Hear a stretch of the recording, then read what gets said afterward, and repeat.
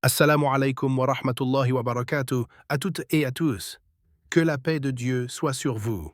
Je m'appelle Ahmed Idriss et c'est un immense honneur d'être ici aujourd'hui, entouré de frères et sœurs musulmans et chrétiens, dans un esprit de paix et de dialogue. Docteur Zakir Naik, merci d'être parmi nous. J'aimerais vous poser une question qui suscite beaucoup de discussions entre croyants. Dans la Bible, où Jésus condamne-t-il précisément l'homosexualité? Et si aucun verset ne l'indique clairement, comment devons-nous comprendre cela dans une perspective islamo-chrétienne? Bismillahir-Rahmanir-Rahim. Au nom d'Allah, le tout miséricordieux, le très miséricordieux, que la paix soit sur tous ceux qui suivent la guidée. Mon frère Ahmed, merci pour cette question importante, posée souvent par nos frères chrétiens eux-mêmes. Aucun verset des évangiles où Jésus condamne explicitement l'homosexualité. D'abord, soyons très clairs et très respectueux des textes. Dans les 4 évangiles, Matthieu, Marc, Luc et Jean, Jésus, paix sur lui, ne mentionne jamais explicitement l'homosexualité.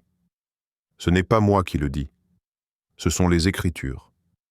Il parle du mariage, il parle de la morale, il parle de la pureté, mais il n'aborde pas ce sujet précisément. Pourquoi Jésus n'en parle-t-il pas? Il y a plusieurs raisons possibles, compatibles avec la foi chrétienne et la foi musulmane. Jésus vivait dans un contexte juif où la loi existait déjà.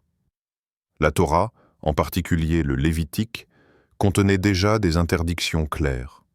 Ainsi, Jésus n'avait pas besoin d'en parler spécifiquement. Il disait « Je ne suis pas venu abolir la loi, mais l'accomplir » Matthieu 5, 10, 7. Jésus se concentrait sur la réforme spirituelle, souvent plus que sur les lois sociales.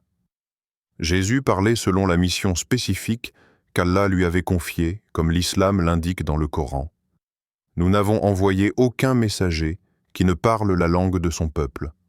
Coran 14, 4. Position islamique. Le Coran, lui, en parle clairement. Dans l'islam, la question est traitée de manière explicite dans le récit du peuple de Lot. Lutte, paix sur lui. Allah dit dans le Coran « Vous approchez-vous des hommes avec désir au lieu des femmes? Vous êtes un peuple transgresseur. » Coran 7, 81. Et dans d'autres versets encore plus détaillés, Allah désapprouve clairement l'acte. Malgré cela, islam et christianisme partagent un principe fondamental. Respecte de la dignité humaine. Ne pas humilier, ne pas insulter, ne pas opprimer. L'islam condamne les actes, pas les personnes. C'est très important pour le dialogue et la coexistence. Jésus et le Coran convergent sur un principe majeur, la moralité universelle. Jésus appelle à la chasteté. L'islam appelle à la chasteté. Jésus appelle à obéir à Dieu.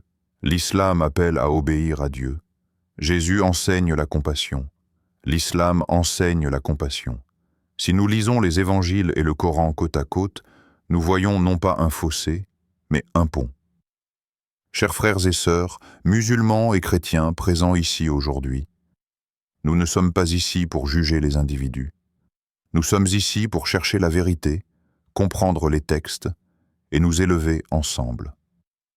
L'islam ne cherche jamais à humilier le chrétien, et le véritable christianisme ne cherche jamais à humilier le musulman. Si vous appréciez ce dialogue sincère entre musulmans et chrétiens, je vous invite à soutenir cette chaîne pour que davantage de personnes découvrent la vérité, la paix et la compréhension. N'oubliez pas de liker, vous abonner, partager la vidéo et commenter. Allah Akbar.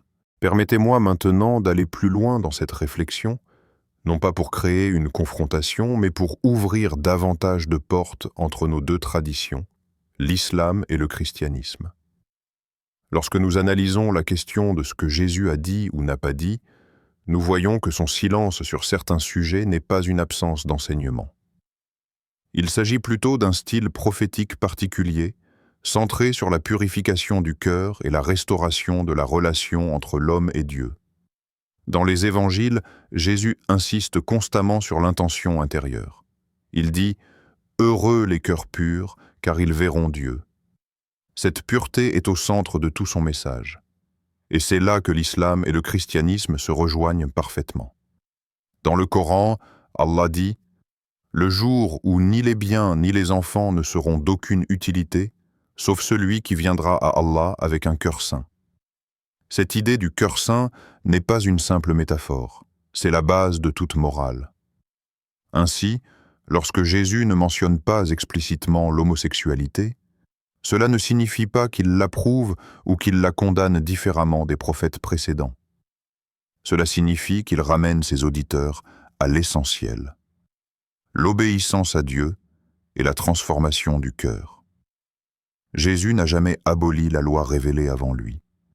Il a corrigé les excès, il a réformé les interprétations injustes, mais il n'a jamais déclaré que les commandements divins pouvaient être annulés par la modernité, l'époque ou le désir humain. Si l'on reprend les paroles de Jésus dans Matthieu 19, lorsqu'on lui demande ce qu'est le mariage, il ne parle pas de Rome, des coutumes, ni des philosophies de son temps. Il cite directement la création. Dieu les créa hommes et femmes. Il revient à la source, exactement comme le Coran le fait lorsqu'il rappelle la complémentarité voulue par le Créateur. Le message est clair, même si le sujet n'est pas nommé explicitement. La norme divine reste inchangée. Maintenant, une question importante se pose. Pourquoi les chrétiens contemporains interprètent-ils différemment des passages que leur propre tradition reliait autrefois à la morale sexuelle ? Cela, mes frères et sœurs, est un point essentiel dans le dialogue islamo-chrétien. L'islam ne juge pas les autres religions pour les changements internes qu'elles traversent. Nous observons, nous analysons et nous discutons avec respect. Et nous disons simplement, dans le Coran, les règles concernant la moralité sexuelle sont restées intactes, car Allah promet « Nul ne peut changer les paroles d'Allah ». Dans le christianisme, au contraire, différents courants théologiques ont modifié leur compréhension de ce qui était autrefois considéré comme une morale biblique traditionnelle. Certains disent que ces textes étaient uniquement culturels, d'autres disent qu'ils ne s'appliquent plus, d'autres encore affirment que l'amour prime sur toute règle. Mais permettez-moi de rappeler une parole du Nouveau Testament. « Si vous m'aimez, gardez mes commandements ». Cela signifie que l'amour de Dieu n'abolit pas les commandements, il les renforce. Revenons maintenant à la perspective islamique. Dans l'islam, la morale sexuelle n'est pas séparée de la foi. Elle est une partie intégrante de la soumission à Allah. Les prophètes ont tous enseigné la même ligne directrice, la chasteté, la fidélité et la conformité à l'ordre naturel voulu par Dieu. Que ce soit Adam, Noé, Abraham, Moïse, David, Jésus ou Mohammed paix sur eux tous, le message reste constant. Lorsqu'on lit l'histoire du peuple de Lot dans le Coran, Allah ne condamne pas uniquement un acte, mais une rupture complète de l'ordre moral, un renversement de ce qui est naturel et sain pour la société. Et dans les hadiths, le prophète Mohammed, paix et bénédiction, sur lui renforce la même ligne. Il parle souvent de la distinction entre ce qui mène à la corruption spirituelle et ce qui mène à la pureté. Mais attention, il est essentiel de souligner, et je le répète souvent dans mes conférences, que l'islam ne prêche ni violence, ni haine, ni rejet envers quiconque. Allah dit « Appelez les gens au chemin de ton Seigneur avec sagesse et belle exhortation ». Le mot-clé est « belle exhortation », c'est-à-dire une parole douce, respectueuse, mais vraie. Nous ne cherchons pas à blesser les sensibilités, mais à dire ce que nos textes disent réellement. Les musulmans respectent les chrétiens, respectent leurs écritures et respectent leur droit à interpréter. Mais nous affirmons ce que dit notre religion, sans compromis, et toujours avec dignité. Et cela nous amène à un point très important. Dans le dialogue interreligieux, nous ne devons jamais tomber dans la flatterie, ni dans la provocation. La plupart des chrétiens que j'ai rencontrés, y compris les prêtres, les théologiens et les étudiants en théologie, me disent « Nous respectons votre position, même si nous ne la partageons pas. » Et je leur réponds « C'est cela, la véritable coexistence. » Notre rôle n'est pas d'imposer, mais d'expliquer. Notre rôle n'est pas de juger, mais d'éclairer.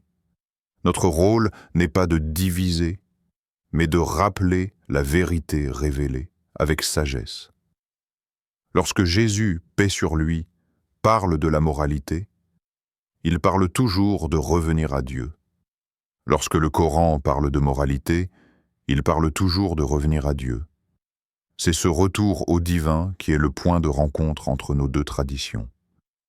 Et si un chrétien écoute ce message aujourd'hui, je veux qu'il entende ceci. Nous vous considérons comme nos frères dans l'humanité, et nous croyons que Jésus, que vous aimez et que nous aimons, n'a jamais contredit les prophètes qui l'ont précédé.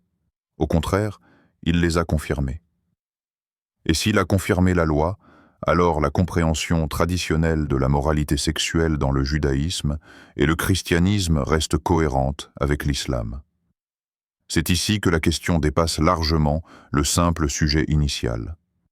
Elle nous amène à réfléchir à la cohérence des messages prophétiques. Elle nous rappelle que Dieu n'envoie pas des messages contradictoires. Elle nous montre que l'islam n'est pas venu pour effacer, mais pour clarifier. Voilà pourquoi nous devons continuer cette réflexion ensemble.